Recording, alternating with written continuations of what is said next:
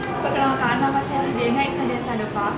Saya dari Fakultas Bahasa dan Seni, jurusan Bahasa dan Sastra Asing, Prodi Pendidikan Bahasa Mandarin. Di sini saya akan menjelaskan tentang kearifan lokal tempat bersejarah di daerah saya, yaitu daerah Kota Semarang. Dan berikut ada tempat bersejarah. Kearifan lokal terbentuk sebagai keunggulan budaya masyarakat setempat maupun geografis dalam arti yang luas, dan lebih menekankan pada tempat dan lokalitas. Pengertian kearifan lokal merupakan salah satu faktor penting dalam pengelolaan lingkungan hidup, masyarakat, serta dalam pengaturan bangsa dan bernegara. Semarang merupakan salah satu kota yang memiliki kearifan lokal yang beragam, baik kearifan lokal yang telah lama diwariskan dari generasi ke generasi maupun kearifan lokal yang baru muncul sebagai hasil interaksi dengan masyarakat dan juga budaya lain. Kota Semarang memiliki banyak tempat bersejarah yang menjadi kearifan lokal karena sejarahnya yang begitu melekat ceritanya di masyarakat setempat.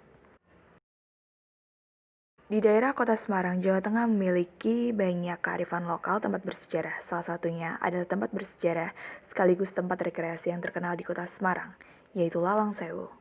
Bagi warga Kota Semarang, nama Lawang Sewu tentu sudah tidak asing lagi. Ini adalah nama sebuah bangunan kuno yang letaknya persis di tengah Kota Semarang, tepatnya di daerah Tugu Muda yang disebut Lawang Sewu atau dalam bahasa Indonesia adalah Pintu Seribu. Karena bangunan peninggalan zaman Belanda ini memang memiliki pintu yang sangat banyak sekali dan sangat indah. Lawang Sewu dibangun tahun 1908 yang dikerjakan oleh arsitek Belanda Profesor Klein Kenner dan Queen Duck tahun 1920.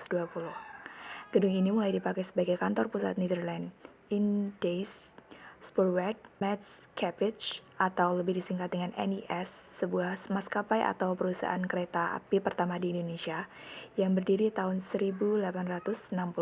Awalnya kegiatan administrasi perkantoran dilakukan di stasiun Semarang Gudang atau Semarang NIS, namun dengan berkembangnya jalur jaringan kereta yang sangat pesat mengakibatkan bertambahnya personil teknis dan tenaga administrasi yang tidak sedikit seiring berkembangnya administrasi perkantoran yang ada di tempat tersebut. Lawang Sewu resmi digunakan tanggal 1 Juli 1907. Dalam perkembangannya, Lawang Sewu juga terkait dengan sejarah pertempuran 5 hari di Semarang yang terpusat di kawasan Proliman, atau sekarang disebut dengan Simpang 5, yang saat ini dikenal dengan sebagai Tugu Muda. Saat meletus pertempuran 5 hari di Semarang 14-18 Agustus 1945, Lawang Sewu dan sekitarnya menjadi pusat pertempuran antar Laskar Indonesia dan tentara Jepang. Jika dilihat dari bangunannya, Lawang Sewu memiliki bangunan yang sangat indah. Kami pun mencoba melangkahkan kaki untuk masuk ke dalam gedung. Dari pintu utama, kami langsung berhadapan dengan sebuah tangga besar menuju lantai 2. Di bagian tangga terpasang sebuah kaca yang sangat indah menutupi jendela dengan ukiran yang sangat indah. Selanjutnya saya memasuki bangunan kedua, yaitu berisi banyak galeri foto-foto zaman dulu, yaitu sebelumnya Lawang Sewu terbentuk, dari awal Lawang Sewu terbentuk sampai sekarang, dan juga map yang dulu adalah tempat rute kereta api akan berangkat, di mana saja kereta api akan berhenti. Tokoh-tokoh yang dulunya pernah mendirikan Lawang Sewu, pahlawan-pahlawan yang gugur ketika beliau melakukan pertempuran 5 hari di Semarang di Simpang 5. Di galeri tersebut menyediakan banyak sekali sejarah. Pertama, ada kereta api dan juga terbentuknya kereta api dan juga sejarah terbentuknya Lawang Sewu di situ. Semua ada, dan beberapa tiruan dari kereta api dibuat dari kayu.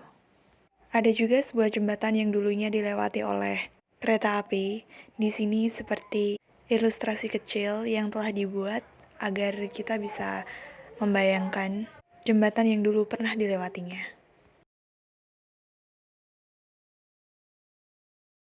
Di sini juga ada penyedia jasa layanan potret prewedding yang dimana jika ingin melakukan foto prewedding, di sana sudah disiapkan baju dan kostumnya. Puas berkeliling di bagian dasar ruangan, kami pun ke tempat di mana terdapat penjara bawah tanah. Penjara yang dimaksud berlokasi di bawah tanah kedalaman 3 meter dari permukaan. Penjara bawah tanah ini menjadi saksi atas penyiksaan dan pembantaian terhadap orang-orang Indonesia yang dilakukan oleh tentara Jepang pada saat diberlakukannya kerja paksa atau Romusa.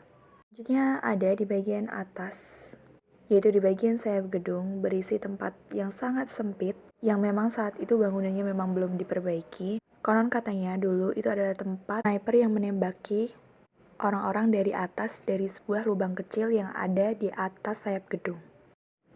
Pada perayaan Natal 2018 dan Tahun Baru 2019, Museum Kereta Api Lawang Sewu telah memecahkan rekor pengunjung 1 juta orang. Dengan jumlah wisatawan itu melonjak 2 kali lipat dibanding 5 tahun lalu, yang mencatat angka 483,68 orang. Museum Lawang Sewu menjelma menjadi tempat destinasi menarik dan bisa lepas dari image kumuhnya. Pemerintah Kota Semarang pada tahun 1992 sudah memasukkan Lawang Sewu sebagai salah satu dari 102 bangunan kuno atau bersejarah di Kota Semarang yang patut dilindungi. Dulu, kesan angker dan mistis menyertai bangunan ini, tetapi setelah dipugar dan dijadikan pusat kerajinan Indonesia di Jawa Tengah, diharapkan kesan itu perlahan mulai hilang. Semoga cagar budaya ini semakin banyak dikunjungi oleh wisatawan, bukan sebagai bangunan angker, tapi karena memiliki nilai sejarah yang sangat tinggi.